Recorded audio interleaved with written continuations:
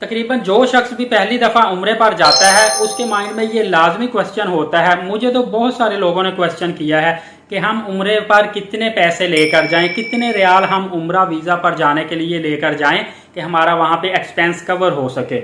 यकीनन अगर आप उम्रा पर पहले नहीं गए और आपने भी जाना है तो आपके माइंड में भी सवाल होगा। कुछ लोग कहते हैं कि 1000 रियाल ले जाएं, कोई 1500 रियाल, कोई 2000 रियाल।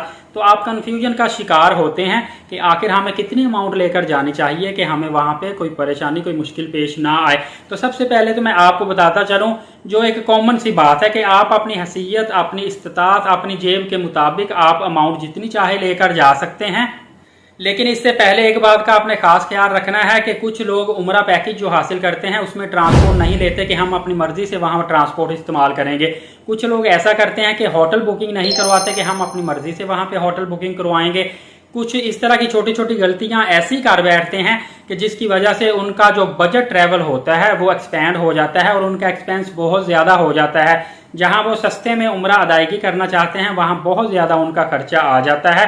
तो लिहाजा आपने जब भी उम्रा के लिए पैकेज हासिल करना है आपने ट्रैवल एजेंट से कंप्लीट पैकेज हासिल करके आना है, जिसमें आपने flight, transport, ticket, hotel booking, ये 4 चीज़ें लाजमी उसमें आपने ऐड करनी है। खाना ऐड नहीं करना। मैं आपको फिर बता देता हूँ, आपने खाना बिल्कुल भी ऐड पैकेज में नहीं करना। खाना आपने अपनी मर्जी से खाना है। उसके नुकसान क्या हैं खाना ऐड करवाने के?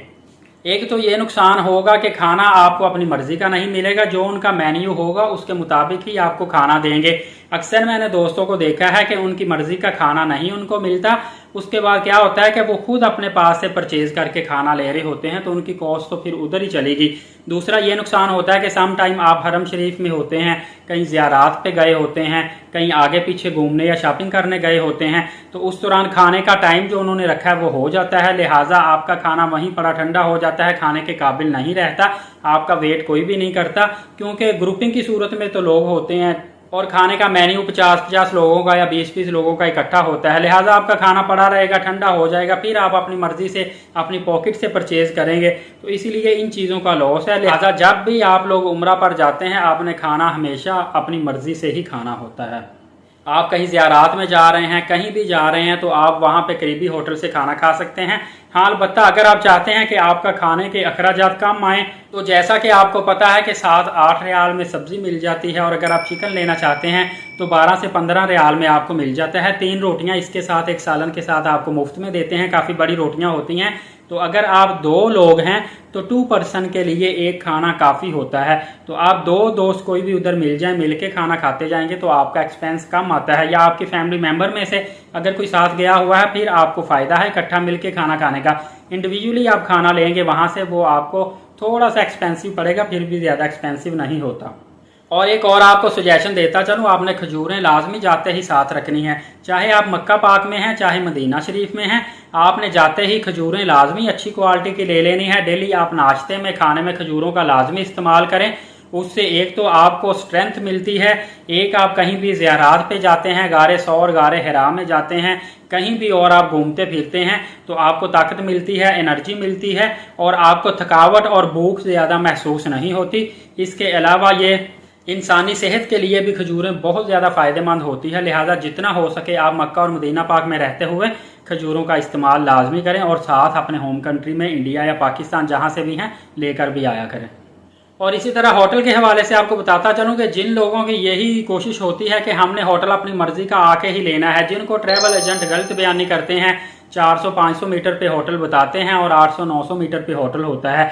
इवन के मक्का पाक में तो मिसफिला कुबरी से भी बाहर जाके होटल आपको मिलता है 1200-1500 मीटर के फासले पर, जहाँ से पैदल आना भी कोई पौना घंटा 1 घंटा लग जाता है, काफ़ी मुश्किल होता है। तो उन लोगों के लिए सिर्फ एक सुजेशन है कि आप एटलीस्ट 2 से 3 दिन का होटल लाजमी करवा के आएँ। उसकी वजह यह है कि जब आप आएंगे एक आपने एहराम बांधा होता है, आते ही कोशिश होती है कि दम ना पड़े, हम पहले उम्रा अदायगी कर लें। और इसके अलावा आपके पास सामान काफ़ी ज़्यादा होता है तो आते ही अगर आपका होटल बुक होगा तो आप होटल रूम में अपना सामान रखेंगे, फौरी तौर पर उम्रा अदायगी करेंगे, रिलैक्स होंगे। अगर आपने 2-3 दिन का होटल पैकेज में लिया होगा ना तो आप आते ही उम्रा अदा करें। उसके बाद आप जब रिलैक्स हो जाएं फिर आप अपनी मर्जी का होटल ढूंढें। कबूतर चौक के पास आप बंगाली गलियों में जाएंगे तो इन छोटी छोटी गलियों में होटल या बिल्डिंग जिसको बोलते हैं 2 स्टार टाइप की, ये आपको सस्ती मिल जाती है। आपको 1200 रुपये 1400 रुपये पर नाइट के हिसाब से एक बेड आपको मिल जाता है। पाकिस्तानी करेंसी में मैं बता रहा हूँ कि 12 से 1400 रुपये 1500 रुपये में इजीली आपको पर बेड मिल जाता है। साफ सुथरा नहीं होता, फैसिलिटी ज़्यादा नहीं होती, लेकिन अगर आप चाहते हैं कि कबूतर चौक के करीब तरीन हरम शरीफ के करीब आपको रहाइश मिले तो फिर आप इन बंगाली गलियों में जो तंग सी छोटी छोटी गलियां यहाँ पे चले जाएं, क्योंकि जो मेन पे होटल है वो 4 स्टार 5 स्टार, जबले उमर के पास भी 5 स्टार होटल हैं, कबूतर चौक के करीब भी मोस्टली 4 स्टार 5 स्टार होटल हैं, वो आपको एक्सपेंसिव पड़ेंगे।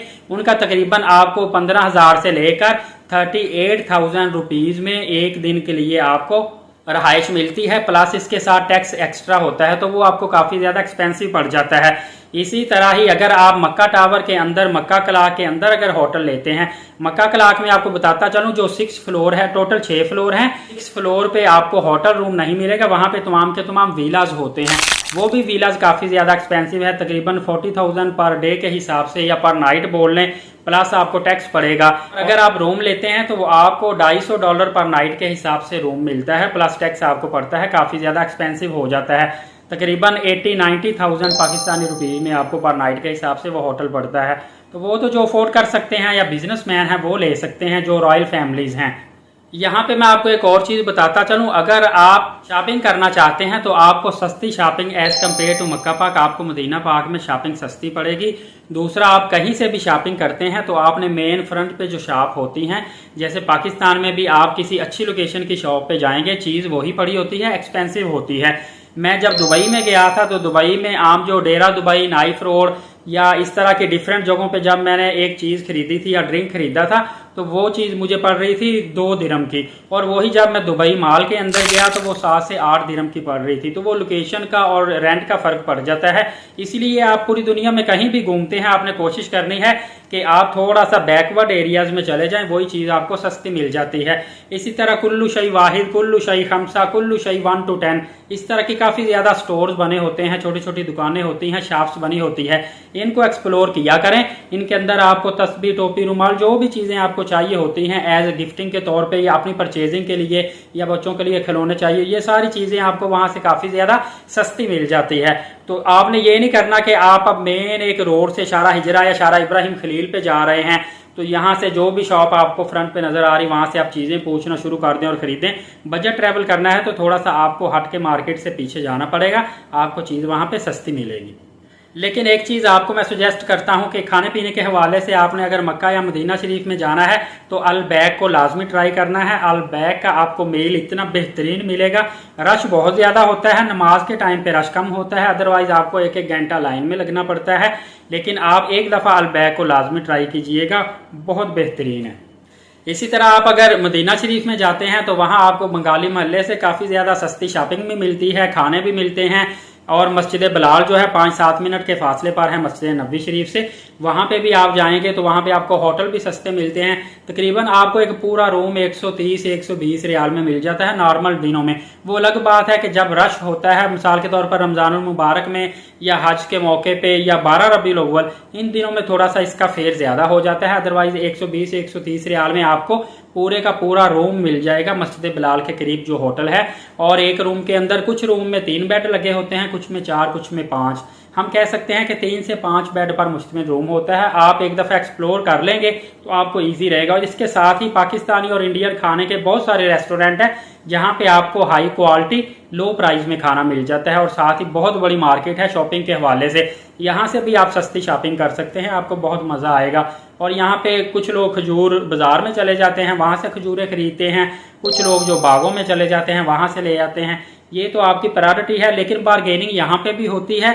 यहाँ पे भी आप 3, 4, 5 दुकानें फिरे, इनसे रेट तय करें, उसके बाद चीज़ परचेज करें, क्योंकि यहाँ पे भी रेट होता है। ये नहीं है कि वो आपसे एक्चुअल प्राइस ले रहे हैं या इनका रेट फिक्स होता है, ऐसी कोई बात नहीं होती। वैसे अगर आपके साथ सुजेशन है कि लेडीज़ अगर आपके साथ मौजूद है तो उनसे शॉपिंग करवाएं, क्योंकि वो रेट अच्छा तय कर लेती है, रेट को काफ़ी ज़्यादा कम कर लेती हैं और उनको शॉपिंग करने का आइडिया काफ़ी ज़्यादा होता है as compare to male person. इसी तरह अगर आपने ज़ियारत करनी होती हैं तो ज़ियारत के लिए मस्जिद नबी शरीफ से भी बाहर निकले तो वहाँ पे वो 15 रियाल 20 रियाल लोकल वैन वाले ले रहे होते हैं। काफ़ी ज़्यादा आपको इतने रियाल में वो ज़ियारत करवा देते हैं। और जिसने फर्स्ट टाइम ज़ियारत करनी है, मैं तो अल्हम्दुलिल्लाह जब भी बाहर निकलता था मस्जिद नबी शरीफ से 15-20 रियाल की क्या बात है, बंदा डेली भी जाके ज़ियारत कर सकता है। कुछ ये होता है कि ये कुछ जगहों पे आपको कोई 10 मिनट टाइम देते हैं, घूम फिर ले, कुछ जगहों पे ये आपको दूर से दिखा देते हैं ज़ियारत को। लेकिन 1-2 दफ़ा आप इन लोकल बसों पे सफ़र करें, उसके बाद आप इस तरह करें कि 3-4 लोग मिलकर प्राइवेट टैक्सी करवा लें और फिर खुद ज़ियारत करें, आपको बहुत मज़ा आएगा। मस्जिद कुबा में तो वो जो मस्जिद बिलाल के करीब से 2-3 रास्ते जाते हैं, लोग कुछ पैदल ही चले जाते हैं और पैदल ही मस्जिद कुबा में जाकर नवाफिल अदा करते हैं। तो अगर आपका क्वेश्चन ये होगा कि हम उम्रा पर जाने के लिए कितने रियाल लेकर जाएं, तो मैं आपको बताऊंगा अगर आपने बिल्कुल अफोर्डेबल ट्रैवल करना है जैसा मैंने आपको बताया है तो 1500 रियाल इनफ होंगे। तकरीबन आपको 1,05,000 रुपए के करीब बनता है। ये आपके लिए एनफ होंगे पर पर्सन के लिए कि 1500 रियाल में आप उम्रा और थोड़ी बहुत शॉपिंग भी कर सकते हैं।